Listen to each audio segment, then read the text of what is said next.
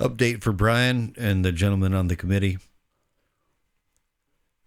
Brian said he would like to hear what some backing vocals might sound like. So that's what I endeavored to accomplish tonight. As you can see, I've got 3 backing vocal tracks routed into a bus for group processing. And what else? Well, I did some leveling and volume drawing on Brian's vocal here. That's to minimize my use of compression, to keep the soundstage nice and deep, and to preserve my dynamic range. So this is getting close to finished. I just have a few loose ends to tidy up. And after playing this back for you guys, for the rest of yous, I've got some questions about the LUFS system. I'm going to try not to veer off into rant territory because I'm not the sharpest tool in the shed when it comes to this stuff, and I admit it. But I've got some questions about this whole LUFS thing. So I'll get to that after I play through this new arrangement. Let me make sure everything's in working order. Be right back. All right, now if you're going to stick around for the questions about LUFS part of this, please pay attention to the LUFS integrated rating in Barricade here, because that's going to become relevant. All right, here we go.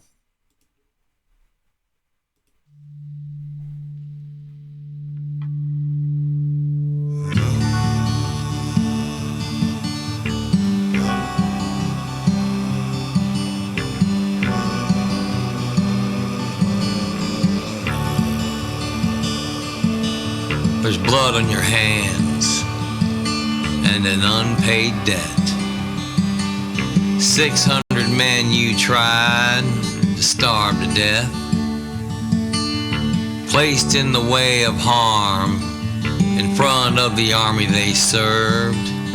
Reclamation for what you took is what they deserved.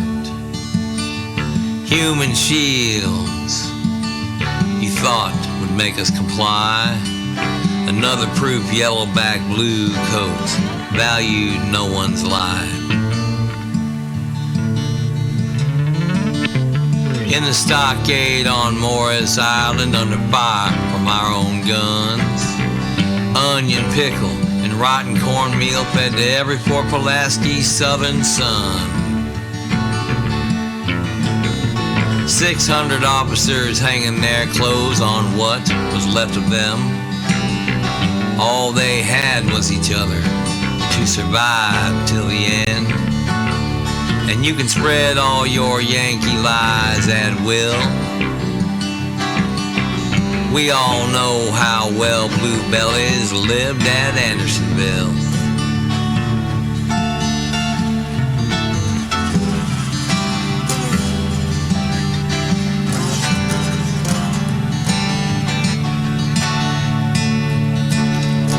$220 of our men were loaded on Kanakist bound for Hilton Head, where we endured torture above and beyond the Pulaski dread. But you never saw our pain. We never showed sorrow or complaint. Our fellow Confederates never forgot the memory of our faithful days. The immortal 600 continue in their courage today. In the stockade on Morris Island, under fire from our own guns, onion pickle, rotten cornmeal fed to every Fort Pulaski southern sun. 600 officers hanging their clothes on what was left of them. All they had was each other to survive till the end. And you can spread all your Yankee lies at will. We all know how well Blue Bellies lived at Andersonville. In the stockade on Morris Island, under fire from our own guns. Onion pickle, rotten cornmeal fed to every Fort Pulaski southern sun. 600 officers hanging their clothes on what was left of them. All they had was each other, brothers till the end.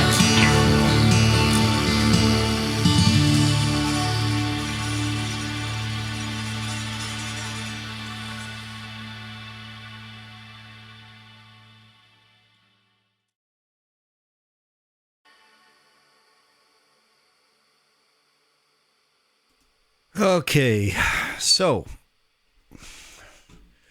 that is the song 600 as it sits now. And you notice that we have a final LUFS rating, LUFS integrated rating of minus 11.6. You might recall that it began quieter than minus 15. I've got some thoughts on that. I need to collect them. Pause and be back in a split. All right. I'm back. I don't want to go on too long about this. My thoughts are kind of scattered, but I'm feeling rather disgruntled because... All right, hang on. All right, so this is what got me started on the little tear that I'm on. Listen to this. Reclamation for what you took is what they deserved. Human shields you thought would make us comply. Another proof yellowback blue coats valued no one's life.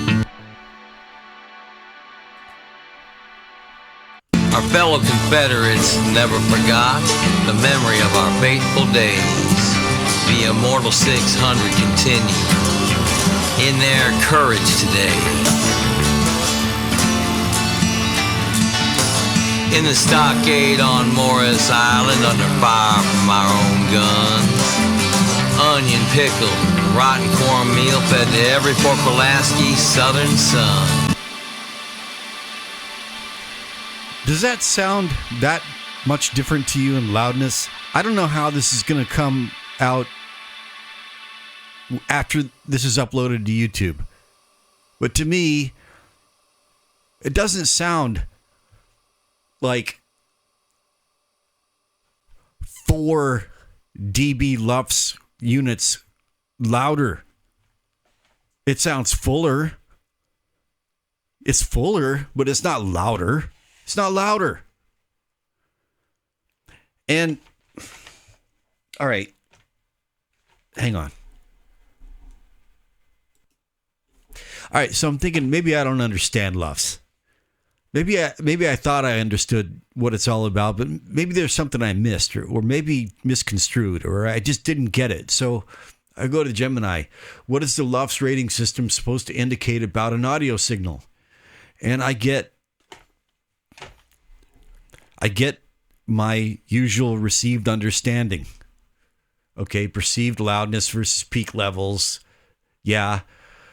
Integrated versus short-term versus momentary. Yeah.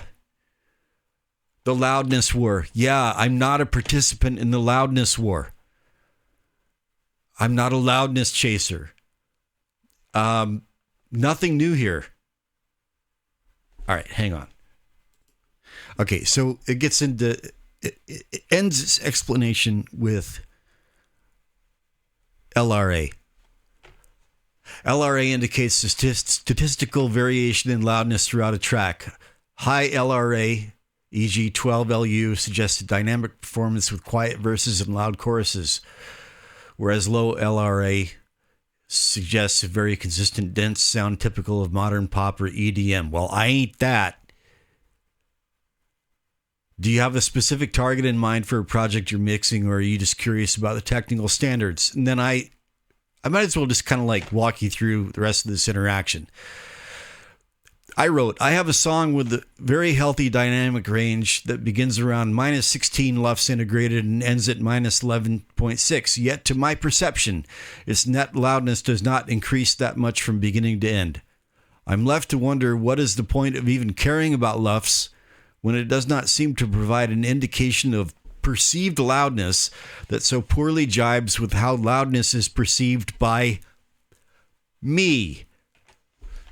I do not chase loudness. My first priority is always a deep soundstage and maximum dynamic range. This song has an LRA of 9.3, which it does right there. I screen capped it at the very end. Why should I be penalized by having the volume of my mix automatically turned down by these platforms? And then, of course, it pretends to be human and empathetic and all that. But hang on a second. I got to collect my thoughts. Okay, I'm just going to narrow this down as much as I can. First, it points out what it calls the penalization myth, saying this is a linear gain change. It does not squash your transients, ruin your soundstage, or compress your dynamics. Well, I'm not so sure about that, man, because it sounds different to me after they turn it down. It doesn't sound the same to me. And I'm skeptical about this claim. We get lied to so much about so many different things from so many different angles all the time that I think we can be forgiven for being a little bit paranoid. Just saying. It sounds different to me after they turn it down. And I don't buy this. Moving on. It talks about LUFS being heavily weighted toward the upper mids. It talks about... I'm failing to nutshell this here. All right. Let's just... Okay, it tells me to do a reality check, which I did. I just did that. And I said, I've done that reality check, which is what led to this query. Here we get to the crux of it, I think. High LRA in the gate. LUFS meters use a minus 10 LU relative gate. If your song has a very quiet ambient intro, which it does, the meter might be ignoring the first 30 seconds. As soon as the arrangement fills out, the meter wakes up and starts averaging from a higher baseline. And I've heard about people like gaming this, which I refuse to do that BS, right? Anyway, this can make the final number look like a massive leap when to you the song finally just... Density versus volume. Perception, you hear more depth and atmosphere from space, reverb, delay, width, etc. The meter, it sees a waveform that no longer returns to silence. It sees constant energy, which it interprets as loudness. In other words, this is like... It's biased. It's biased for crappy production values. There, I said it, and I'm running up on my time limit. And I promised myself I wasn't going to rant. Okay. That's it from... all right. That's it from lovely, scenic Paju City, South Korea. May the winds of clarity blow ever in your favor. And LUFS. I've got some serious issues right now with LUFS. Over and out.